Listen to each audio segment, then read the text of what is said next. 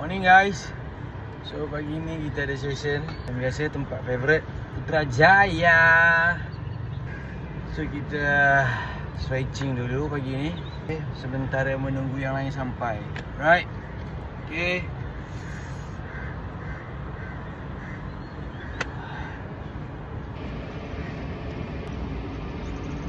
So macam biasa kita guna Sonic Blast pelik kat dalam. So hari ni kita santai-santai je. Kita cuba buat LSD 10 ke 12k lah untuk endurance check je hari ni.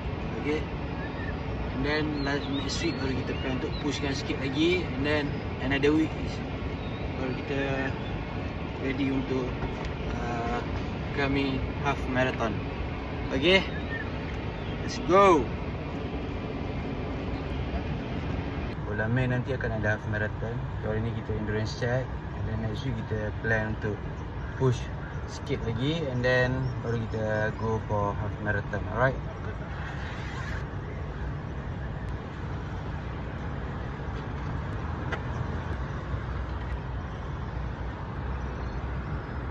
Okay.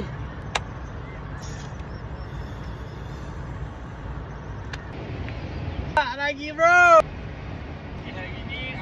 Jadi kita proses break in.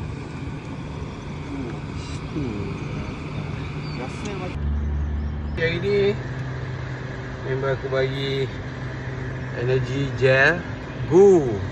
Aku tak nak try pun, tapi ini cola punya. So boleh lah kita try. Try dulu sikit. Bismillah. Level ni always run out. Server cola.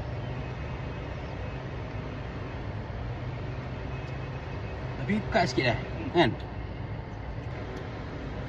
Pekat sikit. Jom. Jom.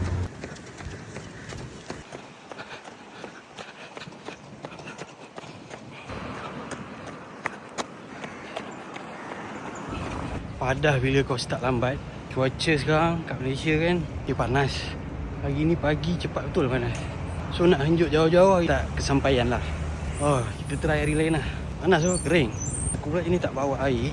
Tak apa, kita try hari lain. Okay. So jangan start lambat. Alright. Let's go. Tu aku tak faham dia try.